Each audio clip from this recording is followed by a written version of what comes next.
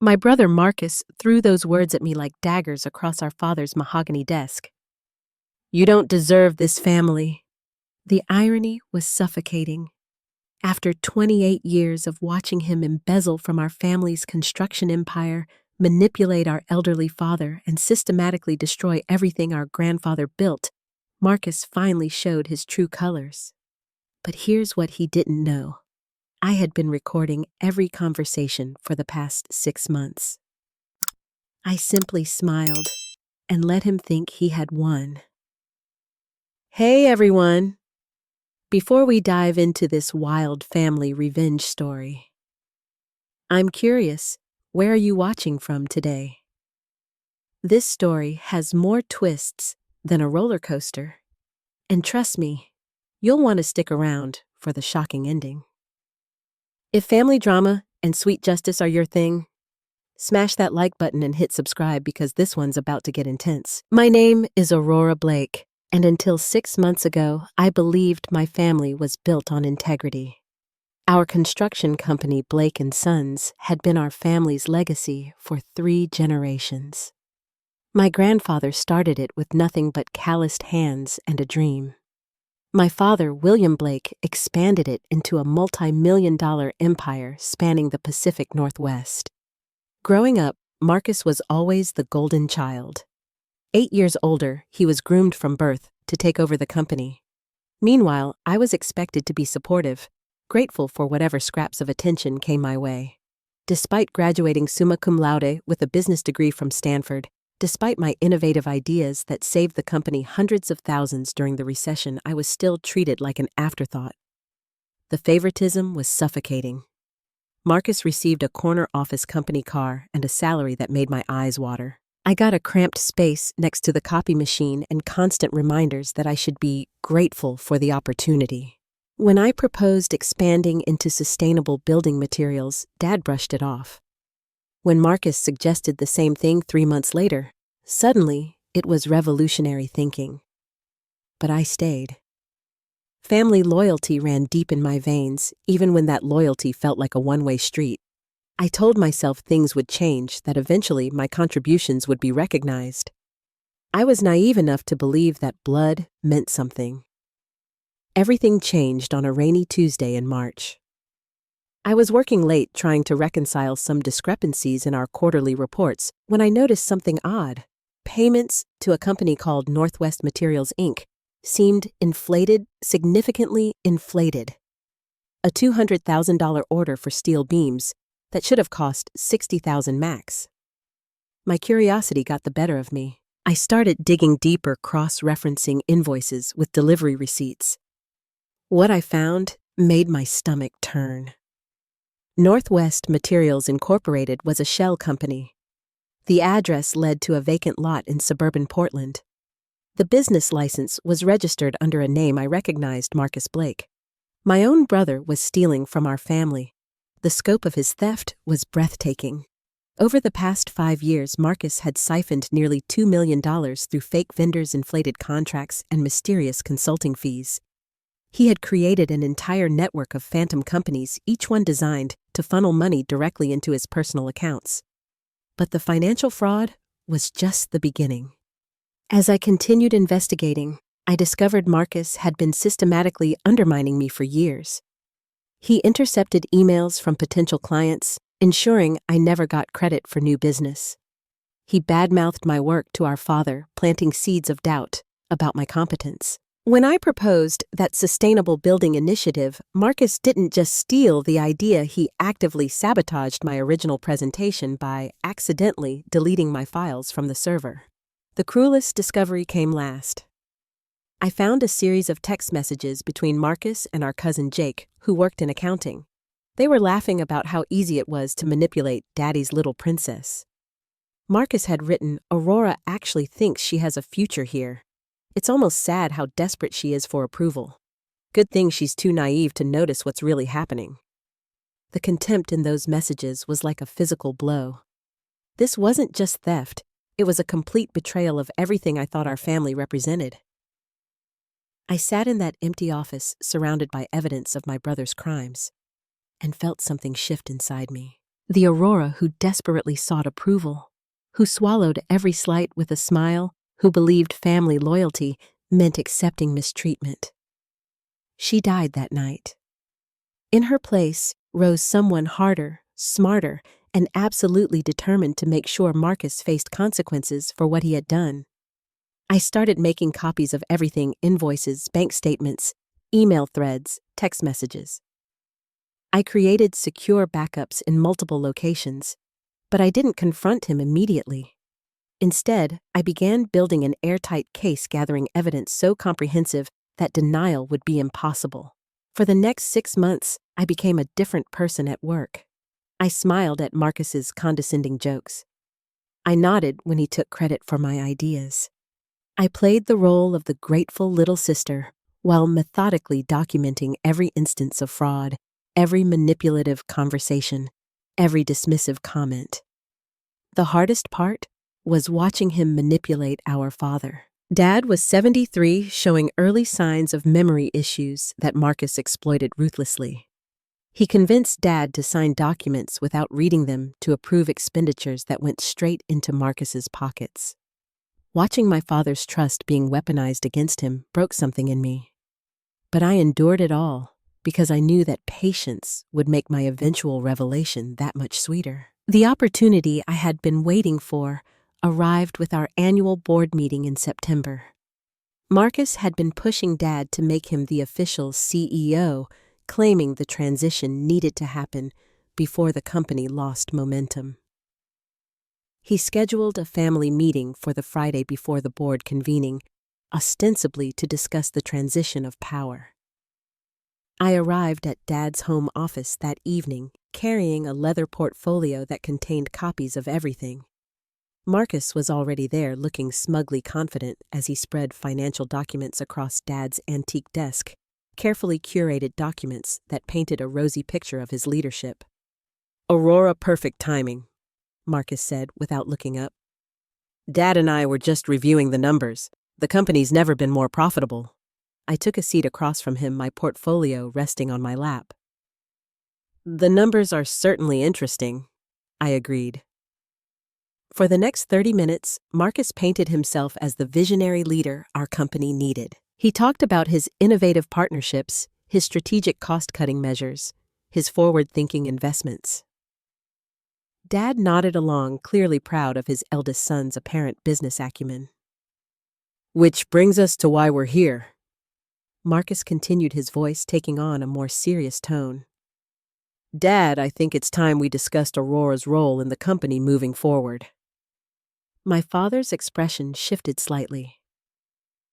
"What do you mean?" Marcus leaned back in his chair, his eyes finally meeting mine with undisguised contempt. "Dad, I know this is difficult, but we need to be realistic about Aurora's contributions. She tries hard, I'll give her that, but she lacks the vision and experience necessary for a leadership role." The words stung, even though I had been expecting them. "Furthermore," Marcus continued, "some of her recent work has been questionable. There have been discrepancies in projects she's managed, communication breakdowns with clients. I hate to say this about my own sister, but I'm concerned about her judgment." Dad looked confused and slightly hurt. "Marcus, that seems harsh. Aurora has always been dedicated." "Dedication isn't the same as competence, Dad." Marcus's voice carried a note of false regret. "Look, I love Aurora, we all do, but love doesn't qualify someone to help run a multi-million-dollar company. Some people are meant to be leaders, and others are meant to be followers. There's no shame in that." I felt the familiar burn of humiliation, the same feeling I had carried for years. But this time, instead of shrinking away from it, I embraced it. Let it fuel what came next. "You're absolutely right, Marcus," I said quietly. "Some people are meant to be leaders." Both men looked at me, probably expecting either tears or an argument. Instead, I opened my portfolio. "And some people," I continued, pulling out the first document, "are meant to be thieves. The change in the room was instant. Marcus's confident expression faltered as I placed a bank statement in front of Dad. A statement showing a $200,000 deposit into Marcus's personal account from Northwest Materials, Inc. "What is this?" Dad asked, his voice barely a whisper. "This," I said, placing another document on the desk, "is proof that your golden son has been stealing from us for 5 years." Marcus's face went white. "Aurora, what are you?" "I'm exposing you," I said simply. "Northwest Materials Incorporated, Pacific Construction, Consulting, Cascade Building Solutions, all shell companies registered under your name, all designed to funnel money out of Blake & Sons and into your personal accounts." I continued placing documents on the desk: invoices for work never performed, contracts with companies that didn't exist, bank records showing the money trail. $2.7 million, Marcus. That's how much you've stolen from your own family. Dad was staring at the documents in shock, his hands trembling as he picked up invoice after invoice. "This can't be right," he whispered. "Oh, it gets better," I said, pulling out printed screenshots of text messages. "Here's what your son really thinks about this family." I placed the conversation between Marcus and Jake in front of Dad, watched his face crumple as he read Marcus's mocking comments about both of us. Dad's voice was barely audible as he looked at Marcus. "You called me a senile old fool." Marcus was backing toward the door now, his earlier confidence completely evaporated. "Dad, I can explain." "Explain what?" I stood up, my voice growing stronger. "Explain how you've been slowly bleeding our company dry. Explain how you've spent 5 years making me feel worthless while stealing credit for my work. Explain how you manipulated our father's trust to cover your tracks. You don't understand the pressure I've been under." "The pressure?" I laughed, a sound with no humor in it. "You mean the pressure of having everything handed to you, the pressure of being Dad's favorite, the pressure of never having to prove yourself." Marcus's face was red now, panic and anger warring in his expression. "You think you're so smart, don't you? You think you've won something here. I know I have. You know what your problem is, Aurora." His voice was rising, desperation making him cruel. "You've never understood your place in this family. You've always thought you deserved more than you were given. But the truth is, you're nothing but a bitter, jealous woman who can't accept that some people are simply better than others." I waited for the familiar sting of his words, but it didn't come. Instead, I felt something I had never experienced before in relation to my brother, pity. "You're right about one thing, Marcus," I said calmly. "I never understood my place in this family." I placed the final document on the desk, a resignation letter dated 6 months ago. Because my place was never supposed to be here at all. Both men stared at the letter in confusion. "I've been documenting your crimes for half a year," I continued. "During that time, I also started my own consulting firm specializing in sustainable construction. 3 of Blake & Sons' biggest clients have already signed contracts with me. The sustainable building initiative you stole from me, I've been implementing it with my new company." The blood drained from Marcus's face as the implication sank in. "You see, Marcus, you taught me something important. You taught me that family loyalty is only valuable when it's reciprocated. You taught me that respect has to be earned, not inherited. And most importantly, you taught me that sometimes the best way to win is to let your opponent think they've already won." The immediate aftermath of that confrontation was chaos. Marcus tried every manipulation tactic in his arsenal: denial, blame-shifting, promises to make things right, and when all else failed, threats. He told Dad I was trying to destroy the family, that I was motivated by jealousy and spite. He claimed the evidence was fabricated, that I had somehow doctored the bank records and forged the invoices. But the evidence was overwhelming and undeniable. More importantly, I had spent the past 6 months building relationships with people who could corroborate my findings. The first ally in my corner was Sarah Martinez, our head of accounting. Sarah had always been suspicious of some of the financial irregularities, but had been afraid to speak up against the boss's son. When I approached her with my evidence, she broke down in tears. I knew something was wrong, she told me over coffee at a small cafe far from the office. Those invoices from Northwest Materials never made sense. The amounts were astronomical for what we were supposedly receiving.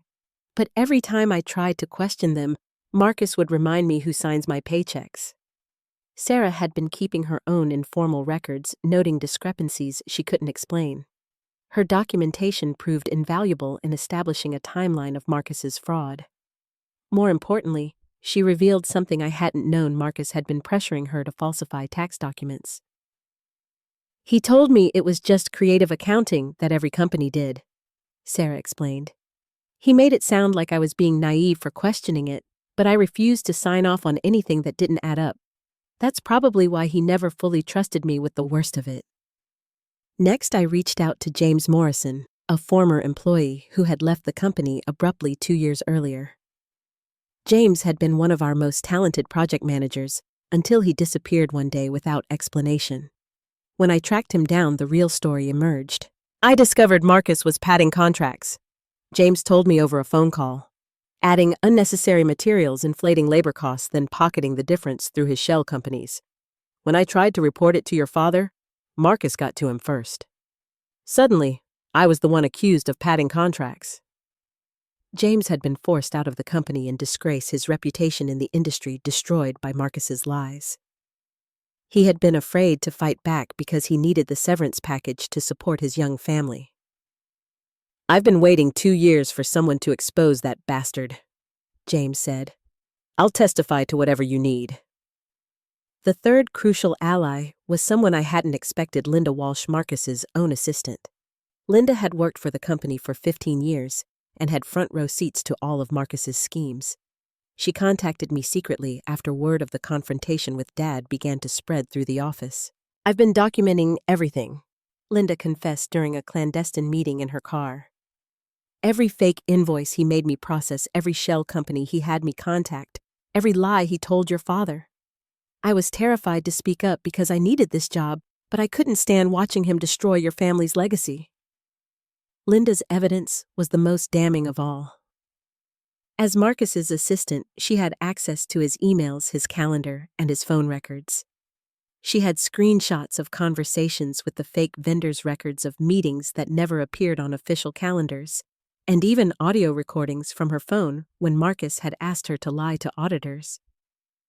He made me feel complicit, Linda said, tears streaming down her face.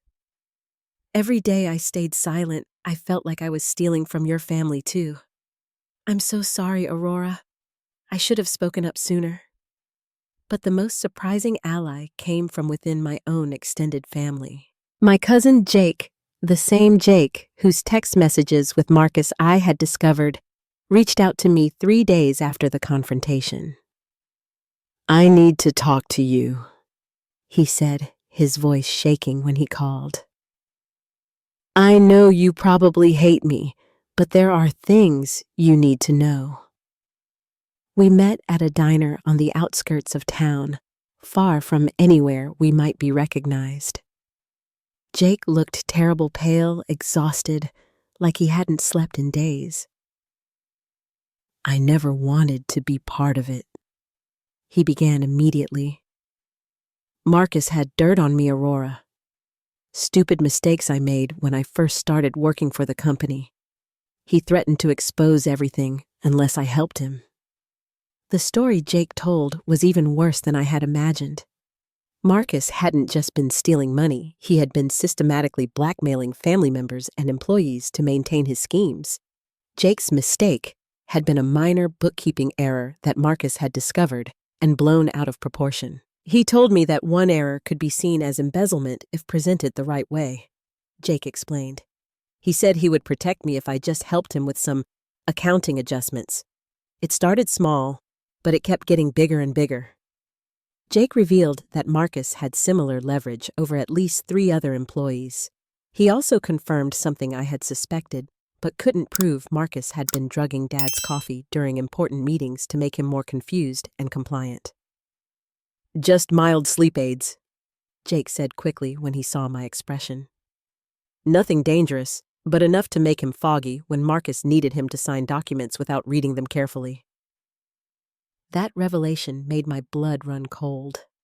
Marcus hadn't just been stealing money, he had been essentially poisoning our father to cover his tracks. "I have recordings," Jake continued, "conversations where Marcus talks about all of this. I was terrified he would turn on me eventually, so I started protecting myself." The network of evidence and allies I had built was becoming ironclad.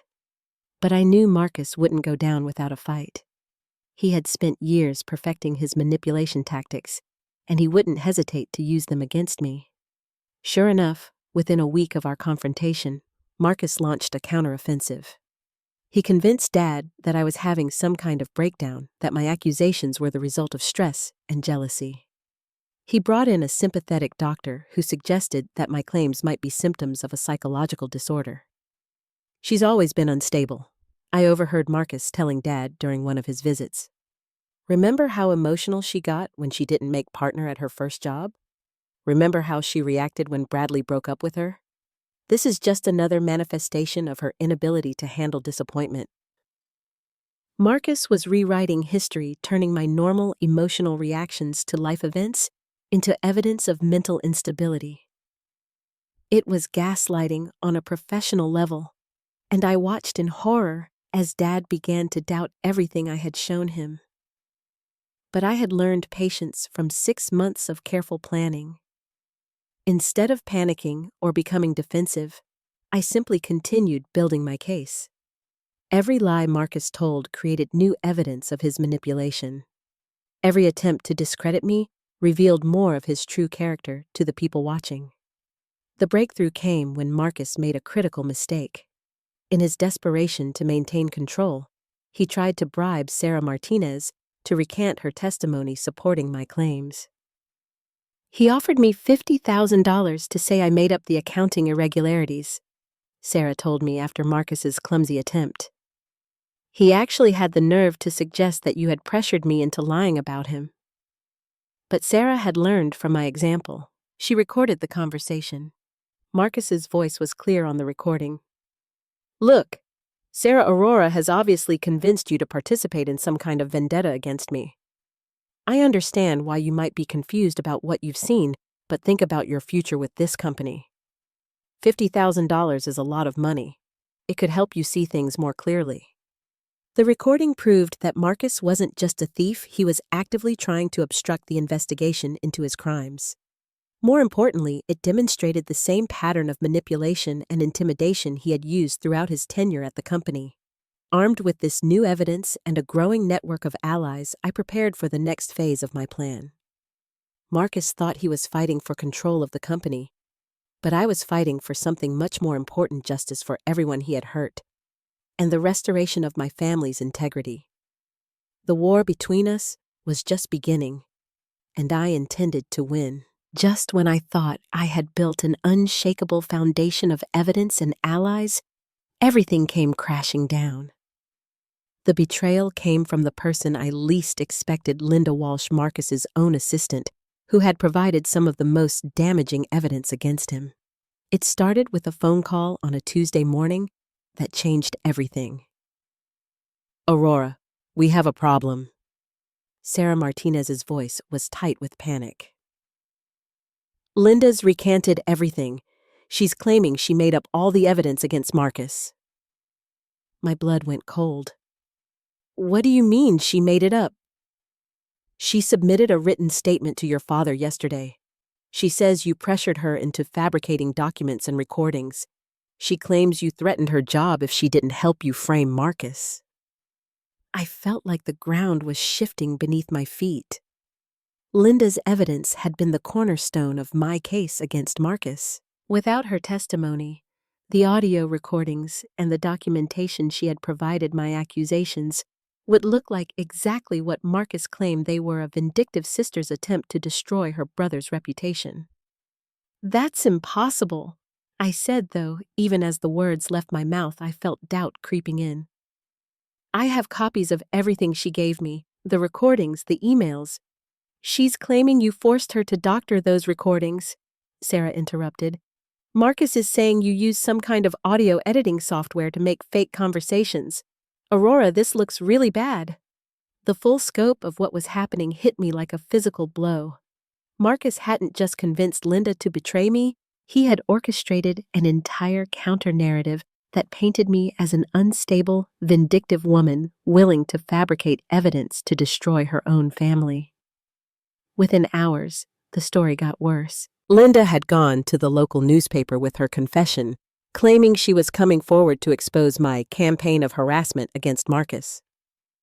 The article painted me as a jealous sister who had manipulated employees and falsified documents in an elaborate scheme to steal control of the family business. Blake & Sons, employee, exposes sister's fraud allegations as fabricated revenge plot. Read the headline. The article included quotes from Linda describing how I had allegedly pressured her into creating fake evidence. Aurora Blake approached me several months ago and began filling my head with wild theories about Marcus. Linda was quoted as saying, "At first I thought she was just concerned about some accounting issues, but it became clear she wanted me to help her destroy his reputation. When I refused to participate in her schemes, she threatened my livelihood." The article went on to describe Marcus as a dedicated family man who had worked tirelessly to build the company only to be targeted by a sister consumed with jealousy. It painted him as the victim of a sophisticated character assassination attempt. Reading those words felt like being stabbed in the heart. Everything I had worked for over the past 6 months was being twisted into evidence of my own psychological instability. Worse people were believing it. The impact was immediate and devastating. Dad, already confused by the conflicting stories, began to side entirely with Marcus. The doubt that Marcus had planted about my mental state seemed to bloom into full conviction that I was having some kind of breakdown. "Aurora, honey, I think you need help," Dad said when I went to see him. "This obsession with your brother isn't healthy. Maybe we should find you someone to talk to." Even James Morrison, the former employee who had promised to testify about Marcus's schemes, began backing away from his commitments. "I can't get involved in this family drama," he told me over the phone. "If Linda's saying you made up evidence, then I don't know what's real anymore. I have my own family to protect." Jake, my cousin, who had provided crucial recordings and insider information, went completely silent. When I tried to contact him, his wife answered and told me he was taking a step back from family matters and wouldn't be speaking to me anymore. I felt utterly isolated. The network of allies I had carefully built was dissolving before my eyes, and I was being portrayed as an unhinged woman who had fabricated an elaborate conspiracy theory. Marcus wasted no time capitalizing on his advantage. He called an emergency board meeting and proposed that I be removed from all company responsibilities pending a psychological evaluation. The board presented with Linda's statement, and the newspaper article voted unanimously to place me on indefinite administrative leave. "This is for your own good, Aurora," Marcus said with fake concern as security escorted me from the building. "You're clearly under a lot of stress, and we want you to get the help you need." The humiliation was complete. I sat in my car in the parking lot watching through the windows as Marcus addressed the remaining employees. He was probably telling them how sorry he was about his sister's condition, how the family was committed to getting me the help I needed. For the first time in months, I felt truly defeated. Marcus had played the game better than I had. He had anticipated my moves and turned my own evidence against me. Worse, he had done it in a way that made me look not just wrong, but mentally unstable. That night alone in my apartment, I stared at the boxes of evidence I had so carefully assembled. Bank records, invoices, text messages, recordings, all of it. Now dismissed as the fabrications of an unbalanced mind. I wondered if Marcus had been planning this counterattack all along, if Linda's cooperation had always been part of his strategy. The betrayal cut deeper because I had genuinely trusted Linda. I had seen the tears in her eyes when she talked about feeling complicit in Marcus's crimes. I had believed her remorse was real, her desire for justice sincere. Now I realized that either Linda had been playing a role from the beginning, or Marcus had gotten to her with threats or bribes that outweighed her conscience. Either way, I had been outmaneuvered by someone who understood the game of manipulation far better than I did. As I sat surrounded by evidence that no one would believe, I faced the possibility that Marcus had won completely. He would take over the company, Dad would continue to trust him implicitly, and I would be remembered as the unstable daughter who tried to destroy her own family with lies. But even in my darkest moment, a small voice in the back of my mind whispered that something about Linda's betrayal didn't feel right. Her original fear had been too real, her evidence too detailed, her knowledge too specific. People don't fabricate that level of detail without leaving traces of the fabrication itself. Maybe the game wasn't over yet. Maybe I just needed to play it better. My salvation came from the most unexpected source technology I didn't even know existed. 2 days after Linda's betrayal destroyed my case, I received a call from someone I had never heard of. Ms. Blake, this is Detective Rachel Chen from the Seattle Police Department's Financial Crimes Unit. I understand you've been investigating some irregularities at your family's business. My heart jumped. Detective, I don't know what you've heard, but I've heard that you've been accused of fabricating evidence, she interrupted gently. I've also heard that you might have stumbled onto something much bigger than family drama. She explained that Blake and Sons had been on their radar for months as part of a broader investigation into construction industry fraud. Multiple companies had reported suspicious bidding practices and inflated contracts that all seemed to trace back to a network of shell companies. Your brother's name has come up several times in our investigation, Detective Chen continued. We've been building a case, but we needed someone with inside access to provide the missing pieces. When your story hit the newspaper, we realized you might be exactly what we've been looking for. The detective asked me to meet her at a small coffee shop downtown. When I arrived, she was accompanied by FBI agent David Park, who specialized in white-collar crime. The newspaper article actually helped us, Agent Park explained. It was so obviously a smear campaign that it made us look harder at your original accusations. We ran some preliminary checks on the companies you identified, and they're definitely fraudulent. What they told me next was staggering. Marcus's fraud extended far beyond our family business. He had been operating similar schemes with at least 6 other construction companies across the Pacific Northwest. The shell company network I had discovered was just one tentacle of a much larger criminal organization. We estimate he's stolen upwards of $15 million over the past decade, Detective Chen said. Your family's company was actually one of his smaller operations. But the most shocking revelation was about Linda Walsh's betrayal. We've been monitoring Marcus's communications for the past month, Agent Park explained. We know exactly why Linda recanted her statement. He showed me transcripts of recorded phone conversations between Marcus and a man named Vincent Torres, who appeared to be some kind of enforcer. Tell the assistant that her daughter's safety depends on her cooperation. Marcus's voice was clear on the recording. Make sure she understands that accidents happen to children who walk to school alone. My blood turned to ice. Marcus hadn't bribed Linda, he had threatened her 15-year-old daughter. Linda came to us yesterday, Detective Chen continued. She was terrified for her family's safety, but she also couldn't stand knowing that her false confession was helping a criminal escape justice. She's agreed to cooperate with our investigation in exchange for protection. The evidence the FBI had gathered was overwhelming.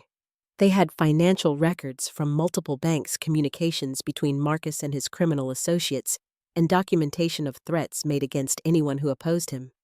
But they needed one more thing to make the case airtight. They needed Marcus to incriminate himself directly. "We want you to wear a wire," Agent Park said. "Confront him one more time. Get him to admit to the fraud and the threats. With your family connection, he's more likely to drop his guard around you." The thought of facing Marcus again, knowing what he was capable of, terrified me. But I also knew this was my chance to not just clear my name, but to ensure he faced real consequences for his crimes. "What about my father?" I asked. "He believes Marcus's version of events. He thinks I'm having a breakdown." Detective Chen's expression softened. "Your father is actually one of the reasons we need to act quickly. We have evidence that Marcus has been slowly poisoning him with sedatives to keep him compliant. If we don't stop this soon, your father's health could be permanently damaged." That sealed it for me. Marcus wasn't just a thief, he was actively harming our father. No amount of fear could make me walk away from that. The plan was simple. I would request a private meeting with Marcus, ostensibly to apologize for my false accusations, and beg to be allowed back into the family business. The FBI would be monitoring from nearby, ready to intervene if things went wrong. Remember, Agent Park coached me before the meeting. We need him to admit to the financial fraud, the threats against Linda, and ideally something about drugging your father. Don't push too hard. Let him think he's won, and he'll be more likely to gloat about his methods. The meeting was set for Marcus's office after hours, when the building would be mostly empty. As I walked through the familiar halls of Blake & Sons wearing a wire hidden beneath my blouse, I felt like I was entering enemy territory. Marcus was waiting for me in his corner office, looking smugly satisfied. "Aurora, I have to say, I'm surprised you wanted to meet. I thought you might be too embarrassed after Linda exposed your little scheme." "I was wrong," I said, forcing myself to sound defeated. "About everything. I let my jealousy cloud my judgment, and I'm sorry." Marcus leaned back in his chair, clearly enjoying my apparent submission. "I'm glad you're finally being honest.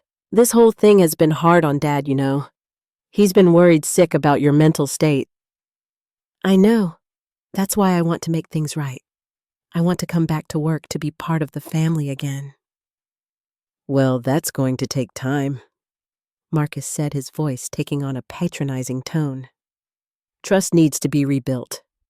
You'll have to start at the bottom, prove that you can be loyal to this family." "I understand. I need to know how you did it." Marcus raised an eyebrow. "Did what?" "How you managed to make me look so crazy. The evidence I thought I had seemed so real, but Linda said it was all fabricated. How did you manage to make me believe in something that wasn't there?" A slow smile spread across Marcus's face. This was exactly the kind of ego stroke he couldn't resist. "Oh, Aurora," he said, his voice dripping with condescension. "You really have no idea how the game is played, do you? You thought you were so clever with your little investigation, but you were dancing to my tune the whole time." "What do you mean?" "I knew you were snooping around months before you thought you discovered anything. I've been feeding you exactly the information I wanted you to find. Some of it was real, some of it was enhanced, and some of it was complete fiction. I needed you to think you had found something damning enough to act on, but weak enough that I could discredit it when the time came." My heart was racing, but I forced myself to stay calm. "That's actually brilliant." "It really was," Marcus agreed, clearly pleased with himself. "And Linda? She was never really on your side. I approached her months ago and offered her a choice: help me control the narrative or watch her daughter have an accident on her way to school. Amazing how quickly people's principles disappear when their children are threatened." He was confessing to everything: fraud, manipulation, threats against a child. The wire was capturing every word. "But the money I found," I pressed. "The shell companies, the inflated invoices." "Oh, those are real enough." Marcus laughed. "I've been skimming from this company for years. Dad's too senile to notice, especially after his daily dose of sleeping medication in his coffee. The old fool signs whatever I put in front of him. There it was, admission of theft, elder abuse, and drugging our father. The FBI had everything they needed. Marcus leaned forward, his expression growing serious. But here's what you need to understand, little sister. This goes way beyond our family business. I'm part of something bigger, something you couldn't possibly comprehend. The money I've taken from Blake and Sons is just pocket change compared to what we're pulling from other operations. He was confessing to being part of a larger criminal conspiracy. Agent Park was going to be thrilled. So what happens now? I asked. Now you go back to being the grateful little sister who knows her place, Marcus said coldly. You take whatever scraps I'm willing to give you, and you never, ever cross me again. Because next time, it won't just be Linda's daughter who has an accident. The threat was clear and direct. I had enough evidence to put Marcus away for decades. I understand, I said, standing up to leave. I'm glad we had this talk, Marcus said, his smugness returning. It's good to know you finally understand how things really work in this family. As I walked out of his office, I felt a weight lifting from my shoulders. For months, I had been fighting this battle alone, doubting myself, wondering if I was going crazy. Now I knew that everything I had suspected was true, and I had the proof to back it up. More importantly, I wasn't alone anymore. The FBI detective Chen and even Linda were on my side. Marcus had been so focused on manipulating the family dynamics that he had missed the bigger picture. His crimes extended far beyond our company, and law enforcement had been watching him all along. The game was about to end, and this time I was going to win. The arrest happened 48 hours later. I wasn't there to see it, but Detective Chen called me with every detail. Marcus was taken into custody during the monthly board meeting, handcuffed in front of the same directors who had voted to remove me from the company just days earlier. He tried to run, Detective Chen told me over the phone. Made it to the parking garage before our agents caught up with him. He kept insisting there had been some mistake, that his crazy sister had fabricated evidence against him.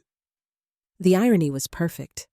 Right up until the end, Marcus tried to use me as his scapegoat, not realizing that his own recorded confession had sealed his fate.